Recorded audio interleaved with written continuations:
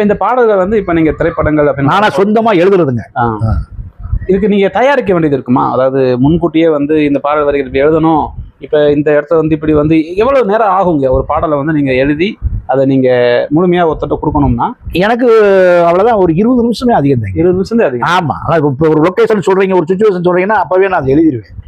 இல்ல, நான் ஒரு நேர்காணல பார்த்திருக்கேன், நிறைய பேர் அனுபவ ரீதியா சொல்லியிருக்காங்க, இன்னைக்கு நம்ம பயங்கரமா மெகா ஹிட்டா கேட்டுட்டு இருக்க பாடல்கள் எல்லாத்தையுமே இளையராஜா அவர்கள் 10 நிமிஷத்துல மிட்டம் சொல்லுவாங்க. நான் உங்களுக்கு ஒரு சுச்சுவேஷன் கொடுத்தேன், சொல்லுங்க. இப்ப எங்க அண்ணன் சீமான் அவர்களுக்கு புலி ஒரு ஒப்பிட்டு வச்சு அவர் வந்து அந்த புலிச்சின்ன வச்சிருக்கிறதுனாலையும் அவரை நாங்கெல்லாம் தாய் புலின்னு கூப்பிடுறதுனாலையும் இத ஒரு கருத்தை ஒரு இதா வச்சு எங்களுக்கு இப்போதைக்கு ஒரு பாடல் பண்ணி கொடுக்க முடியும். சிங்கத்தமிழனடா சிங்கத்தமிழனடா புன்னகை மன்னனடா புலிப்பால் பற்று கொண்ட சிங்கத்தமிழனடா சீமான் என்ற பெயரெடுத்த சிங்கத் தலைவனடா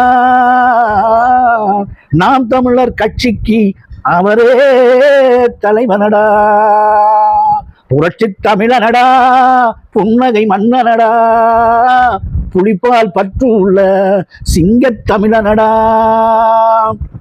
ரொம்ப சிறப்பு. சிங்கத்தையும் புலியையும் தனித்தனியா சொல்லாம சிங்கத்தை அப்படியே வச்சு அதுக்கு புலிப்பால் ஊட்டி அதோடைய உணர்வை கொண்டு வந்துட்டீங்க உள்ள. ரொம்ப சந்தோஷமா இருந்துச்சு. சிறப்புங்க.